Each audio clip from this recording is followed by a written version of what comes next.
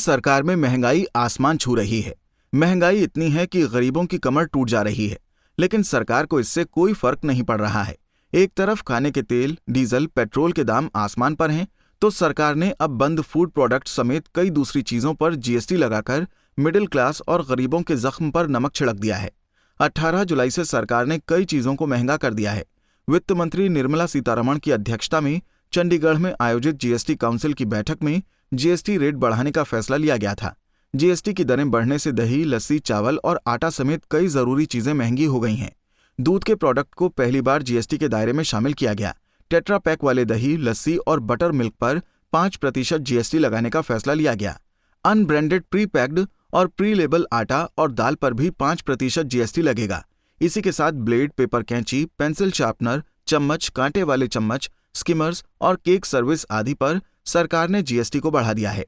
अब इस पर 18% की दर से जीएसटी वसूली जाएगी।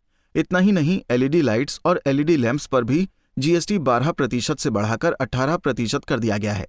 वर्तमान में 1000 रुपए से कम के होटल रूम पर जीएसटी नहीं लगता था, लेकिन अब ऐसे कमरे पर भी 12% की दर से जीएसटी लगेगा, जिसका विरोध होटल एसोसिएशन कर रहा है।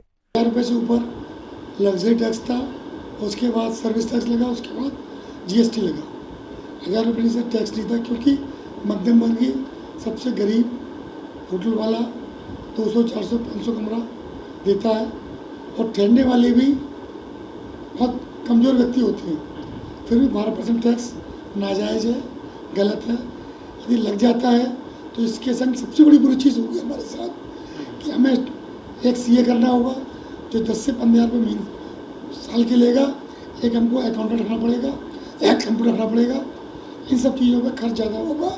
बता दें कि वित्त मंत्री निर्मला सीतारमण की अध्यक्षता में हुई इस जीएसटी काउंसिल की बैठक में इन प्रोडक्ट्स को पहली बार जीएसटी के दायरे में शामिल किया गया। जीएसटी काउंसिल ने टेट्रा पैक वाले दही, लस्सी और बटर मिल्क पर 5% जीएसटी लगाने का फैसला किया था। इतना ही नहीं, 1000 रुपए वाले कमरे पर भी आपको जीएसटी देना होगा। इन पर अब 12% की दर से जीएसटी लगेगा।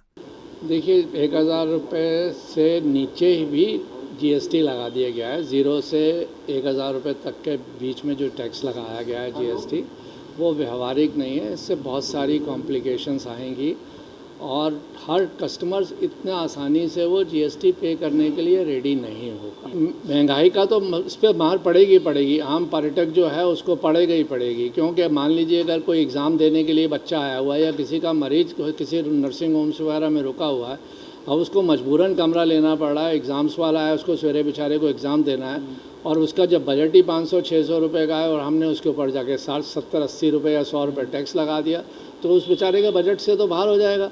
या तो वो जो है टैक्स नहीं देगा, और अगर टैक्स लेंगे तो उसको बेचारे को मार पड़ेगी। तो ये मैं समझता हूँ कि व्यवहारिक नहीं है। गवर्नमेंट को इसको वापस लेना चाहिए जीएसटी। इससे बड़ी तो हम पे फर्क पड़ेगा। ये सरकार ने जो किया है, हम बजट क्लास होटल वाले इतने वेल एजुकेटेड एम्प्लॉयज़ नहीं रख सकते, और ना ही वो कस्टमर से जीएसटी वसूल कर पाएंगे। ये तो सरकार ने झगड़े की जड़ हमारे लिए पैदा कर दी है।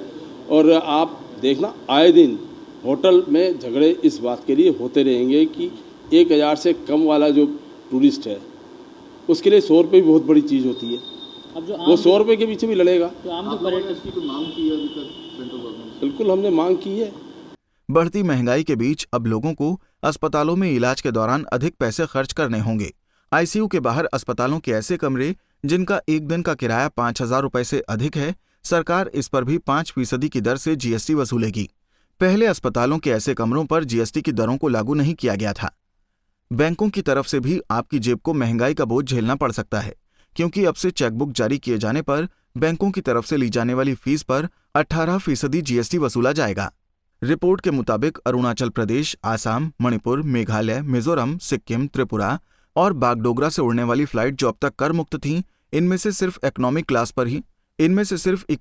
पर ही जीएसटी से छूट दी जाएगी, लेकिन बिजनेस क्लास पर 18% की दर से जीएसटी लगेगा। आगरा से मानवेंद्र मल्होत्रा के साथ bureau report, Punjab Kesari TV.